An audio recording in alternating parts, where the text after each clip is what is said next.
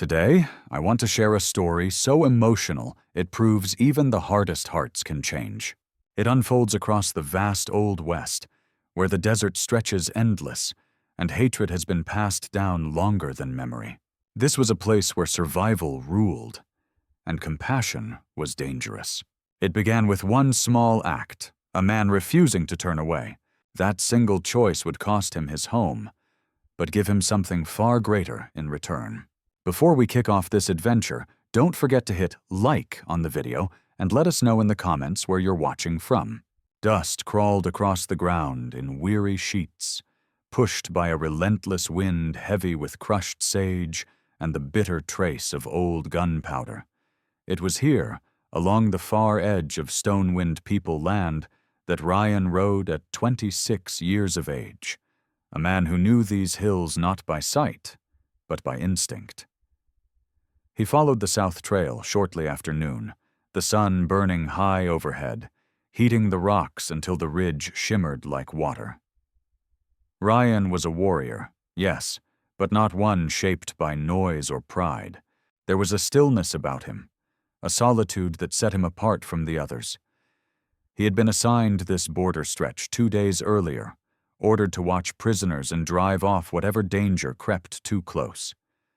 He expected nothing more than dust, towering saguaros, and the familiar silence of the frontier. Ryan sought peace in a land that rarely offered it. Then he saw something that made him jerk hard on the reins. His pony stamped nervously beneath him. There, bound to the tallest post on the ridge, was a shape. Human. A young woman. She was white. No more than 22, perhaps.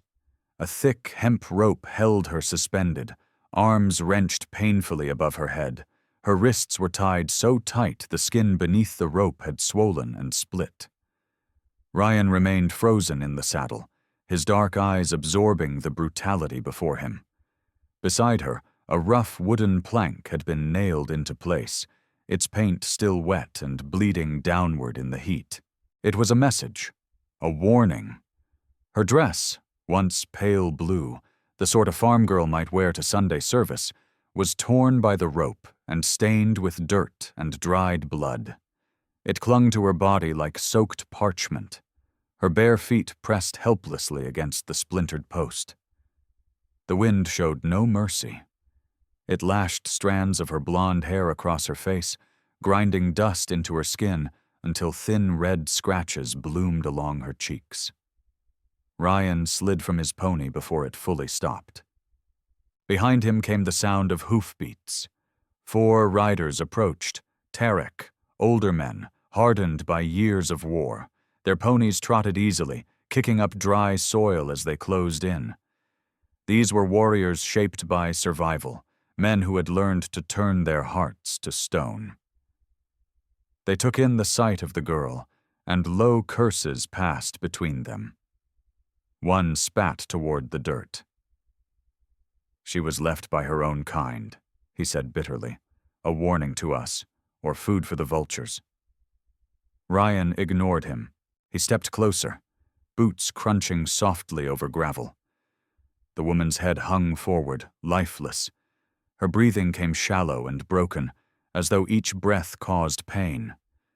A sudden gust of wind threw dust into her face. She flinched.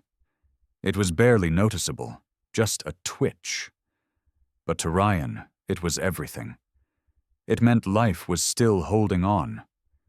Something tight and unfamiliar twisted in his chest, a fierce protectiveness he had never expected. "She's still breathing," Ryan said quietly. "That don't matter," one of the men snapped. "She's white. They stole our grazing valley last week. Let her pay for it." Ryan didn't turn away. He saw her trembling fingers, the faint blue veins beneath torn skin. "This isn't payment," he said, his voice low but unyielding. "This is cruelty." The riders shifted uneasily. "Boy," the eldest warned, authority heavy in his tone. "You were assigned to guard prisoners, not show mercy. Leave her. She's meant to be a message." Ryan reached up and wrapped his hand around the coarse hemp rope. A sharp warning barked behind him. "Ryan, cut that rope and you cut your duty." He didn't respond. He didn't need to. The knife was already in his hand. With one clean, decisive motion, the blade flashed. The rope snapped. The girl, Maeve Calder, fell forward, her body collapsing under its own weight. But she never struck the hard ground. Ryan was already moving. He caught her against his chest just as her strength gave out, her body collapsing into his arms. She was far lighter than he expected, almost weightless, yet her entire frame shook with violent tremors, like a frightened animal pushed beyond its limit. Dust streaked her face, blending with the dried blood near her temple. Her lips parted as if she meant to speak, but only a whisper escaped them. Cracked, broken, barely sound at all. "Please, don't let them hurt me." The terror in her voice cut deep. Ryan swallowed hard, his throat tightening painfully. "No one's going to hurt you," he said quietly. Behind him, the men muttered in irritation, boots scuffing the dirt. Yet none stepped forward. They saw the tension in his shoulders, the finality in his stance. They knew that once Ryan made a choice, words were useless. He lifted Maeve Calder carefully, holding her as though she might shatter if he moved too quickly, and turned toward his pony. "Where are you taking her?" one of Tarek demanded. "Home," Ryan answered simply. "That hide shack you sleep in?" the man scoffed. "That ain't a home for prisoners." "It's shelter," Ryan replied evenly. He laid her across the saddle with care, folding a blanket beneath her head, the one he kept tied behind the seat. Better that than letting her die hanging from a post. The men exchanged looks, irritation mixed with reluctant acceptance. They all knew the old ways. An unwritten law among the Stonewind people stated that a life claimed as one's responsibility could not be taken by another. If Ryan chose to carry her fate, the rest had no right to interfere. Not yet. Ryan mounted behind her, one arm wrapped securely around her fragile body. "Suit yourself," the eldest muttered, turning his horse away. "But don't expect Chief Harku to thank you." Ryan urged his pony eastward, leaving the judgment of his brothers behind. Maeve stirred faintly against him, her head resting weakly against his chest. Her breath caught, releasing a small sound of pain, as if she were trying to speak but lacked the strength. "Easy," he murmured softly into her hair. "You're safe." The ridge blurred behind them in heat and dust. Ryan rode fast enough to outrun the falling sun, yet slow enough not to jar her injuries. The desert opened wide before them, endless, merciless, a land of red soil and dry washes, broken only by scattered mesquite and drifting tumbleweeds that rolled like lost spirits. After nearly an hour of silence, the shape of his shelter appeared. It was little more than a modest lodge built from stretched hides, timber poles, and scraps of canvas traded from passing merchants. Nothing grand, no comfort to boast of. But it was private, and warm at night. Ryan dismounted and lifted Maeve into his arms once more, carrying her inside. The interior held the faint scent of old smoke and crushed sage. In the corner rested a narrow cot, nothing but layered deer hides weighted down with stone. He laid her there with deliberate care, adjusting her limbs so no torn muscle was pulled too far. Her breathing remained thin and uneven. Her skin burned beneath his touch. He dipped a cloth into a clay bowl of cool water, wrung it out, and gently cleaned the dust and blood from her face. Her eyelids fluttered briefly. A whisper slipped from her lips, too faint for him to understand, before she drifted back into unconsciousness. Ryan drew a blanket over her shoulders. Outside, evening settled in, staining the desert in gold and violet. "You're not dying today," he whispered into the quiet. "Not while I'm watching over you." The sun sank beyond the horizon. Inside the lodge, only her uneven breathing filled the space, and the vow he had just spoken, one he could no longer take back. Tomorrow would bring reckoning. Chief Harku would demand answers. But tonight, his duty was simple. Keep her alive. The Stonewind people would call for judgment. But not tonight. Tonight, his world had narrowed to a single purpose: keeping her alive. The sun sank lower, dragging itself toward the edge of the earth, staining the open sky with bruised purples and burnt orange. The desert lay before him, endless, empty, merciless, miles of cracked red soil broken only by mesquite shadows and wandering tumbleweeds rolling like spirits without a home. Across that harsh land, Ryan rode on. He kept his pony at a steady pace, swift enough to outrun the coming dark, yet gentle enough not to jolt the broken woman pressed against his chest. Maeve Calder drifted in and out of awareness. Her head rested heavily beneath his chin, her body slack, surrendering to the movement of the horse.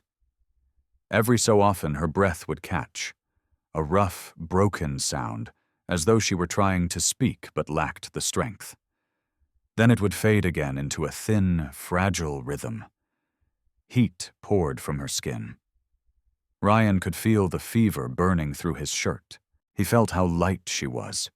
Too light, her bones delicate beneath his arms, her life frighteningly small in his grasp. As the miles passed beneath the pony's hooves, his thoughts turned inward. He was a warrior, raised to fight, trained to guard, taught to survive. He understood silence better than conversation. He trusted the hills more than men. So why had he done this? Why had he cut her down? The answer weighed heavily in his chest. It was not regret. It was something else. A realization both terrifying and unavoidable. Her life now rested entirely in his hands. By the time the dark began to thicken, stars blinking awake one by one above them, the outline of his shelter finally appeared. A small lodge built from stretched hides and timber poles, standing apart from the main camp. A place meant for solitude. It was not impressive. It offered no comfort worth boasting over. But it was strong. And tonight, it would have to be sanctuary. Ryan dismounted, his boots striking the hard earth softly. He lifted Maeve again, cradling her close, and carried her inside. The lodge was still and shadowed, smelling faintly of old smoke and crushed sage. In the corner waited a narrow cot, nothing more than stacked deer hides darkened by time. He laid her down with great care, adjusting her limbs so no injured muscle was strained. When he turned to spark the fire, the flame revealed the truth he had feared. She was burning. Her skin was hot beneath his fingers. Her breaths came fast and shallow. Fever was not unfamiliar to him. He had watched strong warriors survive it, and others lose their final battle. But this woman, she looked like someone who had never drawn water from a deep well, never split wood before dawn. She looked breakable. Ryan knew what had to be done. The wounds across her back, where the rope had cut deep, needed cleaning. He dipped a cloth into a clay bowl of cool water. For a moment, he hesitated. His broad, calloused hand hovered above her shoulder. To help her, he would have to loosen her clothing. He would have to cross a boundary that, under any other circumstance, would never be allowed. "Ma'am," he whispered quietly, though he knew she could not hear him. With careful, respectful precision, he loosened the torn fabric at her back. The cloth was stiff with dried blood and caked mud. When it finally pulled free, angry welts of purple and red marked her pale skin. Ryan's jaw tightened. This was not justice. This was cruelty. He wrung out the cloth and began gently wiping the dirt and blood away.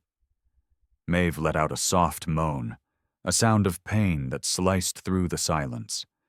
Her eyelids fluttered, fear gripping her even in sleep. But she did not wake. "Easy," Ryan murmured, his voice low and steady. "You're safe." He worked slowly, his touch careful, unexpectedly gentle for a man shaped by weapons. He cleaned the raw burns at her wrists and the deep cuts across her back, then pressed a salve of crushed herbs into the wounds, the same medicine he kept for his own injuries. When he finished tending her wounds, Ryan drew the blanket up beneath her chin, covering her completely. He leaned back, dragging a hand through his dark hair, the weight of the night finally crashing down on him. "You're not dying today," he murmured, his voice barely more than breath in the firelight. "Not while I'm the one standing watch." The darkness thickened around the lodge. Outside, the desert grew cold and still, broken only by the distant cry of a coyote and the soft snap of sap burning in the flames. Ryan did not sleep. He sat cross-legged beside the cot, feeding small pieces of mesquite into the fire to keep the warmth alive. His eyes never left her. The rise of her chest was too shallow, too fast. He watched as though danger itself might slip beneath the hide walls if he dared close his eyes. He was the guardian now, the watcher in the dark. Hours passed. The fire faded into glowing embers, and at last a thin ribbon of gray dawn crept through the seams of the lodge. The girl stirred. Her eyelids lifted slowly, pale lashes fluttering as if she were pushing her way up through deep snow. For several heartbeats, Maeve Calder lay completely still, staring at the unfamiliar ceiling of stitched hides. She blinked. Her mind struggled to stitch together the nightmare on the ridge with this warm, smoke-scented reality. Then her eyes shifted.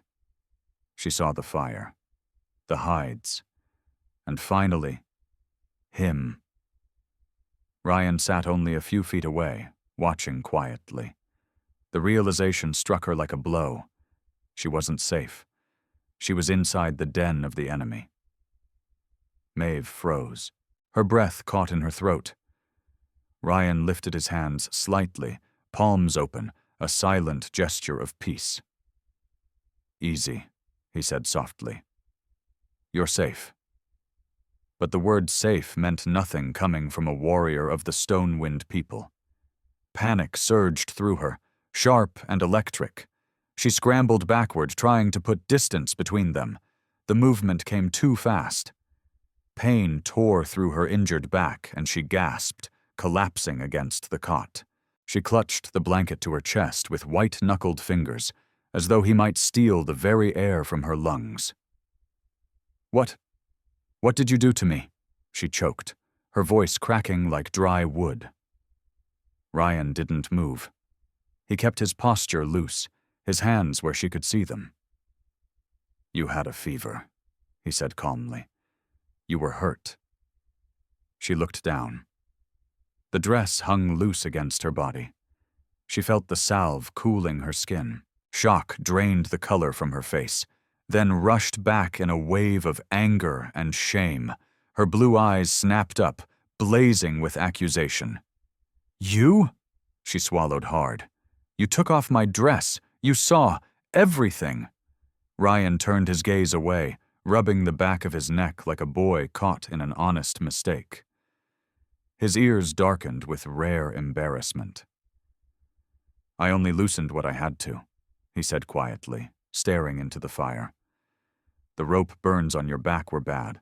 I put medicine on them. That's all." Maeve's jaw tightened. The humiliation burned deeper than the wounds. She had been left to die. And now she lay exposed and helpless in the home of a stranger, a man her people had taught her to fear. "You, Apache," she spat. "You savages!" The words hung in the air, heavy, ugly. Ryan flinched. It was slight, barely visible, but it was there. He had saved her life. He had defied his own kin for her, and this was his reward. Still he did not rise. He did not shout. He met her gaze, his expression closing into something hard and unreadable. "You can curse me," he said quietly, "but if I hadn't cut you down, you'd be dead." Maeve stared at him, breathing hard, her chest rising beneath the blanket. His words pressed against her fear, battling it. She was alive. She was warm. Yet terror still clung to her like smoke. Slowly, Ryan stood and took a step back, widening the space between them, showing her he was not her jailer. Not her captor. "But I'm not your jailer," Ryan said. His voice was low, firm, leaving no room for argument. "You don't have to trust me. You only need time to heal." With that, he turned his back to her and moved toward the fire, nudging the embers with a stick. It was the only mercy he could offer. Privacy. Maeve curled inward on the cot, drawing the blanket tighter around her shoulders. Her eyes stayed fixed on his back. Tired, confused, angry, but alive. And inside that small lodge of stitched hides, the war between them began to shift, quietly, into something neither of them yet understood. The silence that settled over the lodge that afternoon was not peaceful. It was heavy, thick with unspoken thoughts, and a tension that felt stretched tight, like a bowstring drawn too far. Maeve sat stiffly on the edge of the cot, her spine rigid. The blanket remained clutched around her like armor. Then her stomach betrayed her. A loud, traitorous growl echoed in the room. Her pride burned hot. She couldn't remember the last time she had eaten. Her ribs pressed sharply beneath the torn fabric of her dress, her face pale as old parchment. Ryan stood near the fire, stirring a small clay pot. The scent of reheated venison stew and wild onions drifted through the lodge, rich, warm, impossible to ignore. He heard her stomach protest. He felt her glare boring into his back, furious and frightened all at once. When he turned, he carried a wooden bowl in his hand. Steam curled upward from it. "You should eat," he said evenly. "I thinned it so you can swallow it easier." Maeve lifted her chin, blue eyes flashing with stubborn defiance. "I don't want your food." Ryan exhaled softly, not in anger, but something closer to weary patience. He pointed toward her stomach with the spoon. "Your body says otherwise." "I'm not hungry," she snapped, a lie so thin it cracked as soon as it left her mouth. "You're starving," he corrected gently. He stepped closer. Maeve pressed herself back against the hide wall. "I said no. I won't take charity from you. I won't take anything from you." Ryan paused. A faint, dry flicker of amusement touched his mouth. Not mocking, just a man confronted with simple truth. "You're shouting from the bed I sleep in," he said flatly. "You're wrapped in my blanket. You're drinking my water." He gestured toward the bowl. "The stew's a strange place to draw the line." Heat flooded her face, deep, humiliating red. She opened her mouth to argue, found nothing strong enough to fight that logic, and snapped it shut again. She huffed and turned her face away. "Fine," she muttered, the word sharp as a stone. "But don't stare at me." "I wasn't staring," Ryan replied calmly. "You were. I was checking your color. You looked like you might pass out." She hesitated, then extended a trembling hand. "Just give it to me." Ryan saw the weakness in her arm. He hesitated, then carefully placed the bowl in her hands. The moment she took its weight, pain tore through her bruised ribs like lightning. She gasped as her arms spasmed without warning. The bowl tipped dangerously. Hot broth sloshed toward the edge. She was about to drop it, about to spill everything, about to humiliate herself again. But the bowl never touched the ground. Ryan was there in an instant. His hand caught it mid-air, steadying it before a single drop struck the pelts. He didn't pull away. Instead, he lowered himself in front of her, crouching until they were eye to eye. He saw the look on her face. It wasn't only pain. It was shame. The raw expression of a woman who had lost her freedom, and now even the strength to feed herself. Her pride lay in pieces, and now she didn't even have the strength to feed herself. Tears of frustration burned behind Maeve's eyes, though she fought hard not to let them fall. "Let me," Ryan said softly. "No," she whispered, her voice thick and unsteady. "I can do it." "You can't lift your arm high enough," he replied quietly. "The bruises are too deep." I said no. He didn't argue. He didn't step away. Instead, he adjusted his hold on the bowl and raised the spoon. He didn't press it toward her mouth. He didn't force her. He simply waited. The spoon hovered between them, suspended in the space where pride and survival collided. "Eat," he said. It wasn't an order. It was a plea. Maeve glared at the spoon, then at him. She hated him in that moment, hated him for being right, hated him for seeing her weakness. But hunger was alive inside her, sharp and clawing, impossible to ignore. At last, jaw clenched tight enough to ache, she leaned forward. Her lips parted just barely. Ryan fed her. He moved slowly, painfully slow, one spoonful at a time, then another. The silence inside the lodge changed. It was no longer sharp with anger. It became fragile, close, almost intimate. He watched her swallow, his dark gaze steady and focused, making certain she didn't choke. When a drop of broth slid down her chin, he brushed it away with the back of his thumb, a motion so natural, so ordinary, that it startled them both. Maeve flinched, but she didn't pull away. "That's it," he murmured, his voice a low rumble in his chest. "Just a little more." She refused to thank him, refused to meet his eyes, but she ate every last bite. When the bowl was empty, he eased her back against the pillows. The tension between them loosened, not gone, but cracked enough to breathe through. That night, the darkness was complete. The fire dwindled to glowing embers, casting a dying orange light along the lodge poles. Ryan lay on his bedroll near the entrance, listening to the wind moan outside. He thought she had fallen asleep.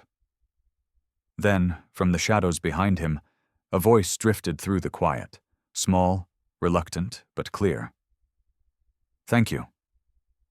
Ryan smiled into the darkness. He didn't turn.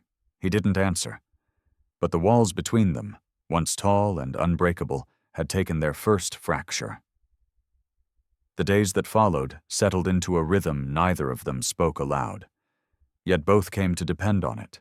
Maeve's strength returned slowly, like the sun climbing a winter sky. The bruises along her ribs faded from deep purple to sickly yellow. The rope burns around her wrists scabbed over. She grew restless. She had always been a woman used to work, used to purpose. Lying still while Ryan cooked, cleaned, and hauled water gnawed at her patience. One afternoon, he stepped inside carrying a cracked wooden crate and dropped it to the floor with a dull thud. "What's that?" Maeve asked, pushing herself upright. "Clothes," he said. "Old buckskins, torn shirts, frayed trousers, most beyond saving." "But I thought," he added, shifting slightly, "you might want something to do." Maeve eyed the pile. She lifted one shirt that looked as though it had survived a bear fight. "You've been wearing these?" she asked, arching a brow. "No wonder you look like a ruffian." Ryan blinked, uncertain whether he'd been insulted or teased. "If they bother you," he said, "you can patch them." She scoffed. "I can't sew, not well." "You patched your own sleeve last night," he pointed out. She stiffened. "You were watching me?" "It was hard not to," Ryan said evenly. "You were using my only needle." Color rushed to Maeve's cheeks. She snatched the shirt from his hands. "Fine. But don't blame me if it looks worse when I'm finished. Later, when she was certain he wasn't watching, she settled the shirt across her lap. Her fingers were still stiff, uncooperative. The thread knotted twice before she even made progress.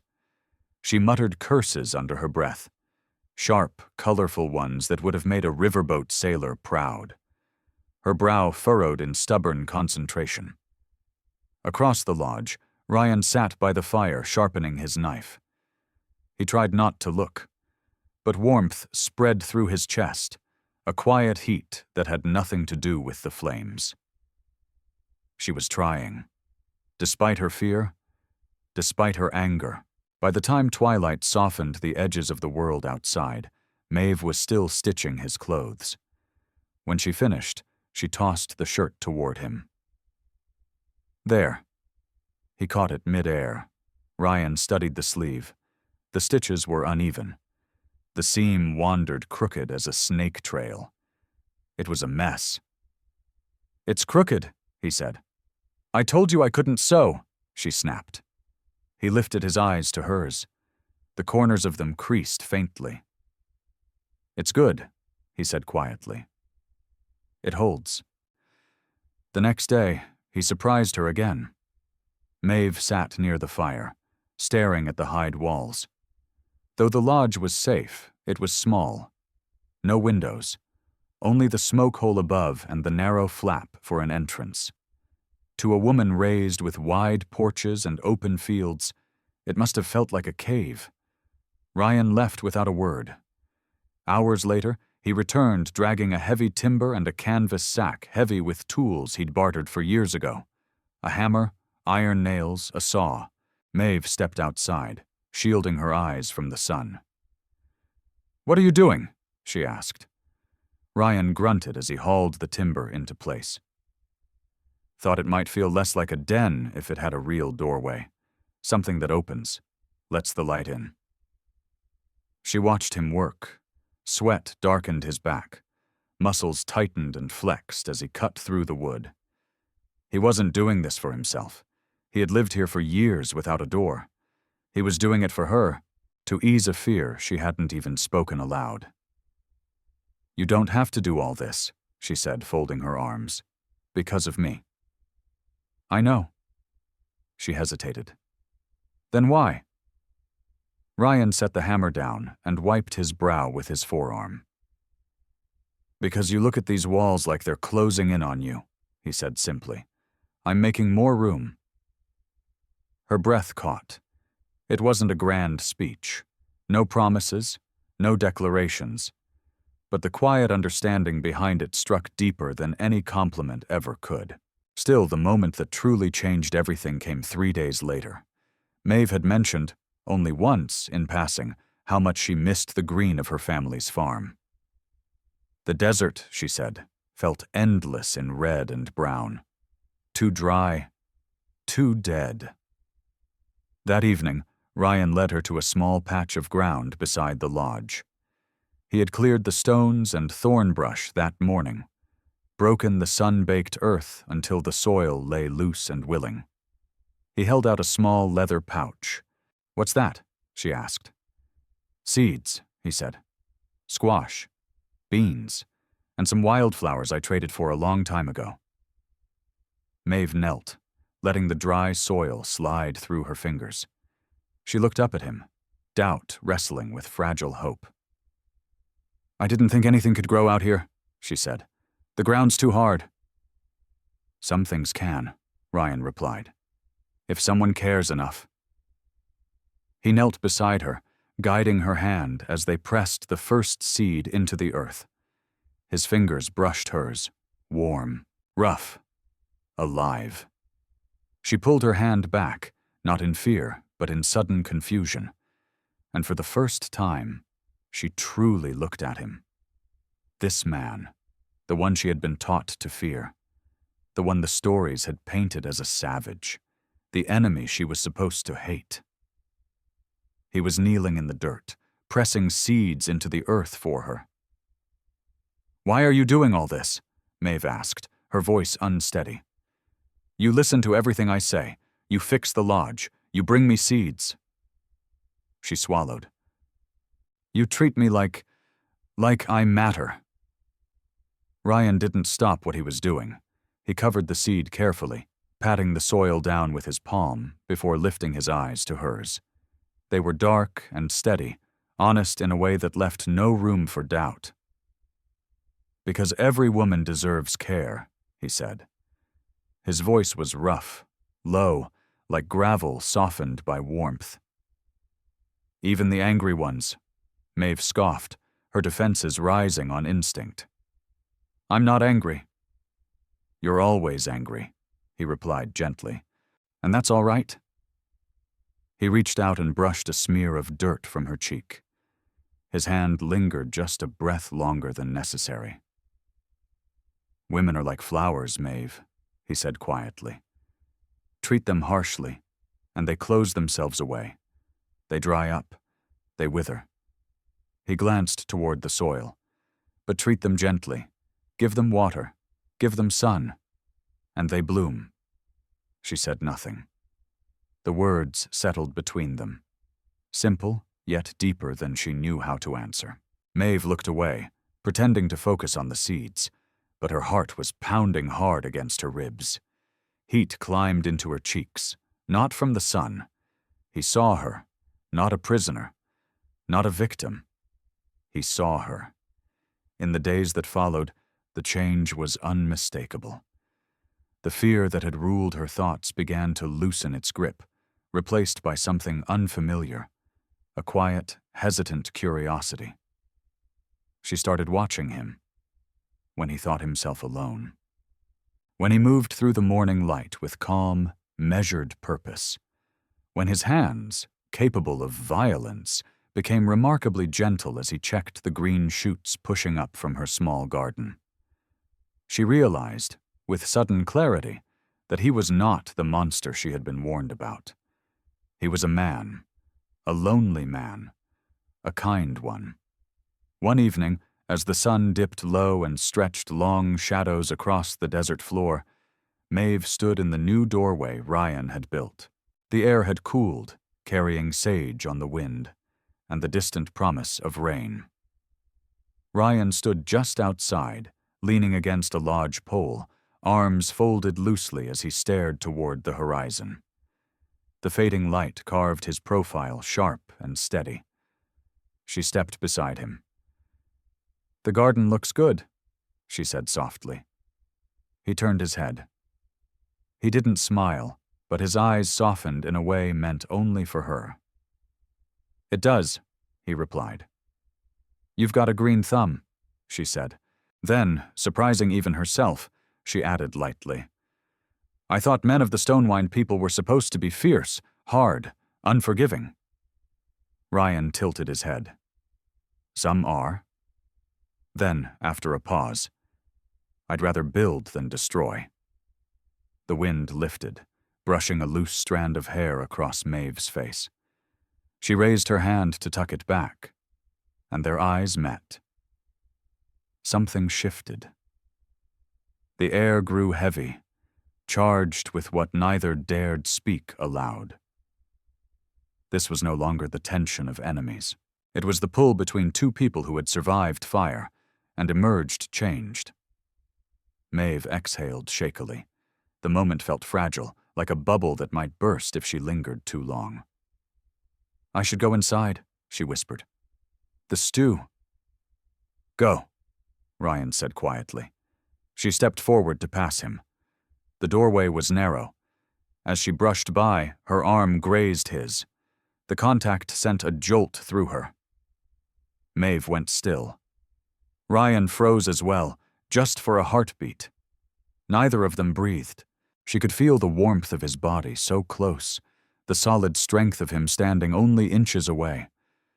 A sudden, reckless thought surged through her, an urge to lean forward, to rest her head against the chest that had once shielded her from death itself. She lifted her eyes. His gaze met hers, dark, searching, filled with a question he dared not speak. The want there was so open it startled her. Then the moment shattered. Maeve dropped her head and slipped past him into the lodge, her pulse racing wildly. Ryan remained in the doorway, staring out across the deepening desert. He lifted his hand, touching the place on his arm where she had brushed against him, as if the warmth still lingered. Inside, Maeve pressed her back to the hide wall, eyes closed, listening to his breathing on the other side. They were treading dangerous ground, enemies by blood, by history, by war. Yet beneath the vast western sky, inside that fragile shelter, the lines dividing them were beginning to fade. For the first time since her world had burned to ash, Maeve realized she no longer felt completely alone. She felt seen. And more frightening still, she felt safe. But safety on the frontier is never permanent. As the moon climbed high and silver above them, neither knew that peace was already slipping away. The world beyond the ridge was moving toward them, and it would not come with the gentleness of a gardener's hand. The sun hung low the next evening, dragging bruised shadows across the desert floor. It should have been a quiet hour. The air cooled, settling into that sacred stillness that comes just before night claims the land. By the stream, Maeve finished rinsing the clay bowls. The water chilled her fingers as she worked. When she turned back toward the lodge, a soft tune escaped her lips, a melody from childhood, distant as another life. She paused beside the garden.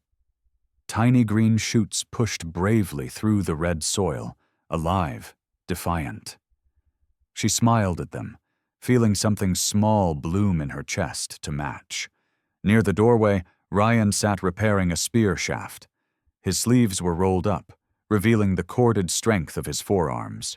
When he heard her steps, he looked up, not sharply, not as a warrior searching for danger, but warmly, like a man recognizing something he hadn't known he was missing. For a brief moment in that golden light, they were simply two people carving out a life in the middle of nowhere. Quiet, ordinary, safe. Then the desert reminded them how fragile safety truly was. The sound came first, a low tremor beneath the ground, felt before it was heard. Hooves, fast, too many for a patrol. Ryan set the spear aside instantly. The warmth vanished from him as his body shifted back into the weapon he had been shaped to become. He stepped in front of Maeve without hesitation, placing himself between her and the sound. "Inside," he murmured. She didn't argue. Maeve slipped into the lodge, pressing herself against the far wall, her heart pounding wildly. Outside, the hoofbeats grew thunderous, kicking dust skyward like an approaching storm. Then, silence. The thick, suffocating quiet of judgment. Voices rose outside, sharp, demanding, and then a voice she recognized not by sound, but by the weight it carried. "Ryan, come out." Ryan drew one steady breath and stepped into the light.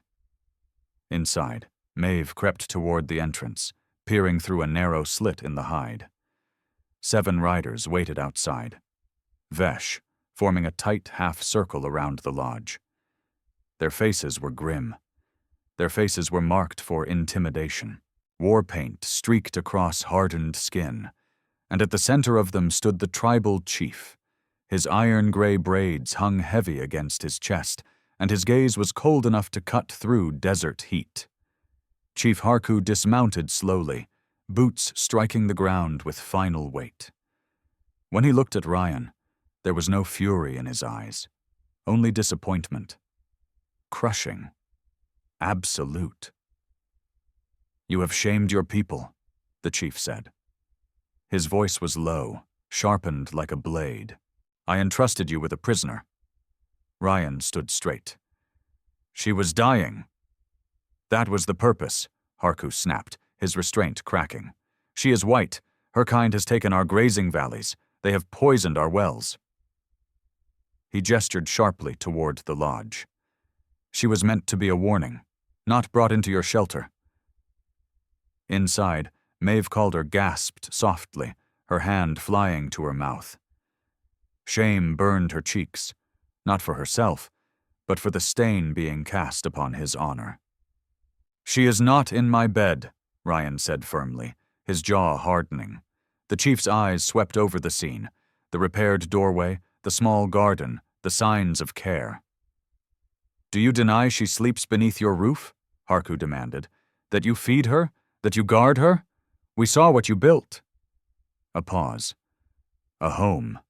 For her. A ripple of muttering spread through the riders behind him, disgust thick in the air. To them, this was betrayal beyond forgiveness. "She is innocent," Ryan said again, his voice unwavering.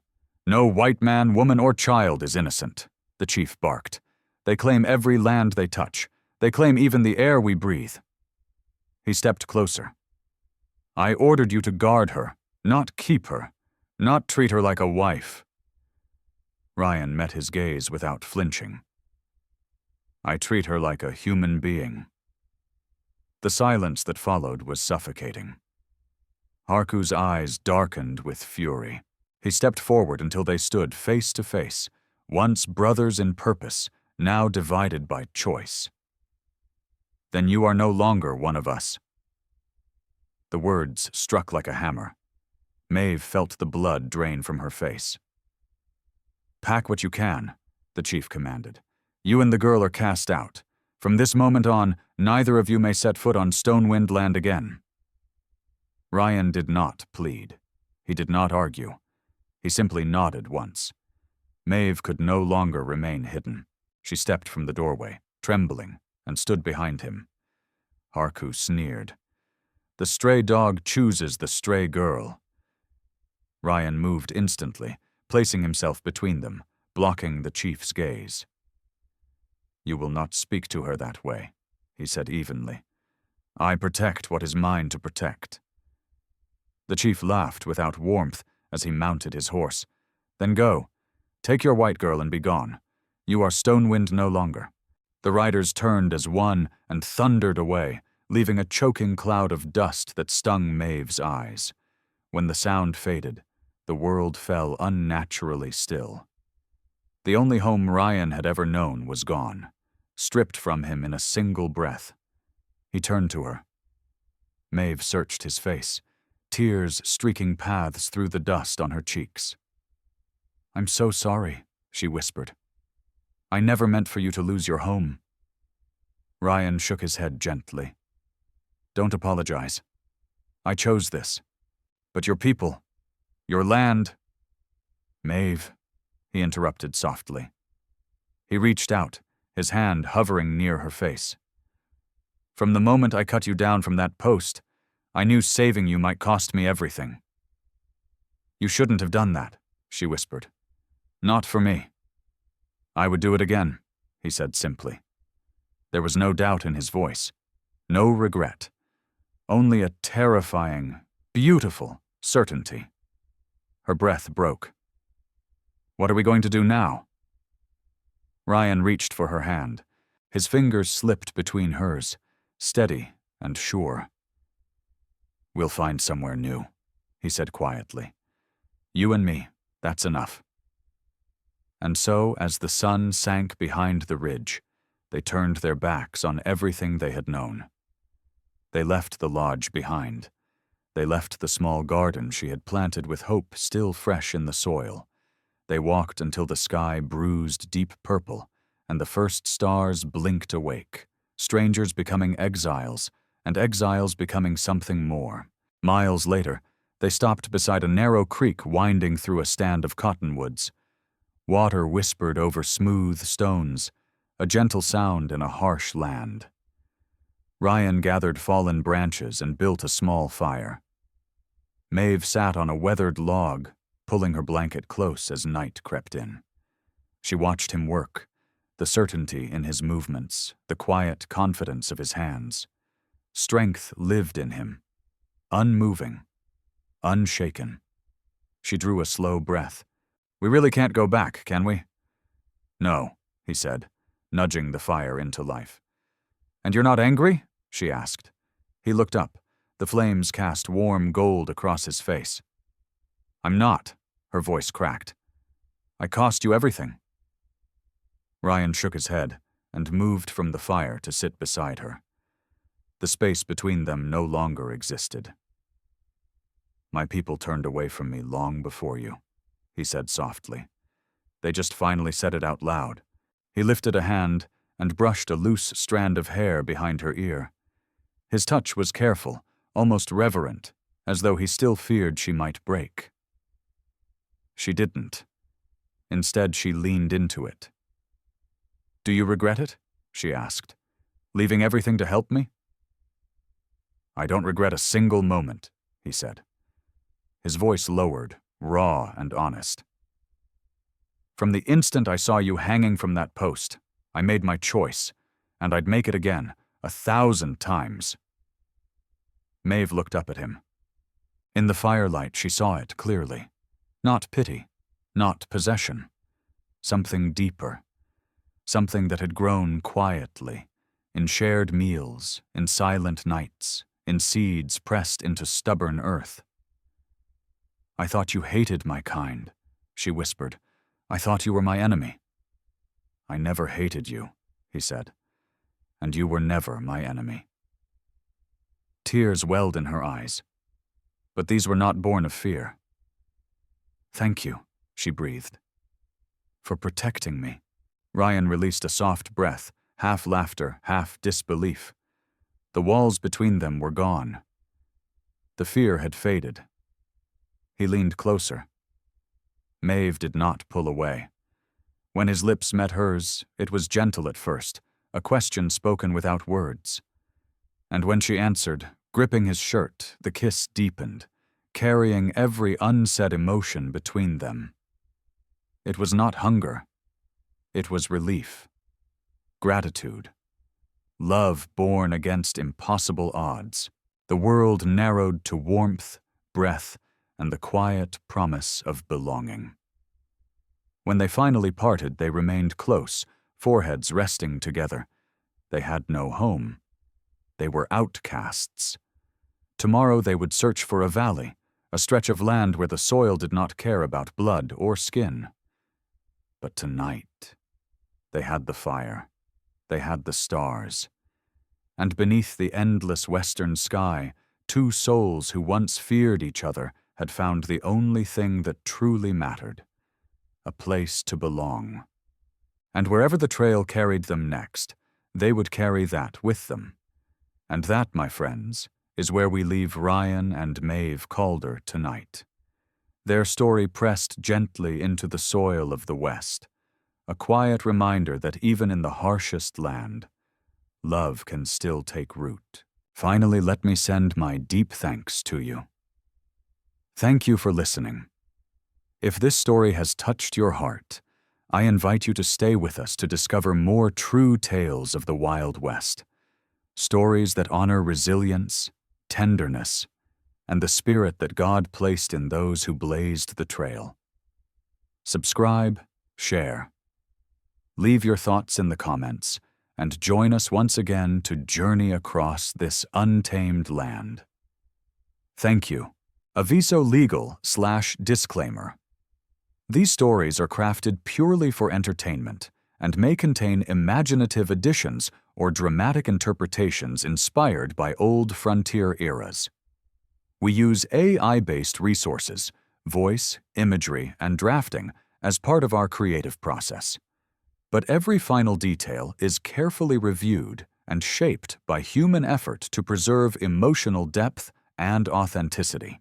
We strictly follow YouTube's rules regarding AI-generated content and refrain from deepfakes, altered identities, or misleading representations.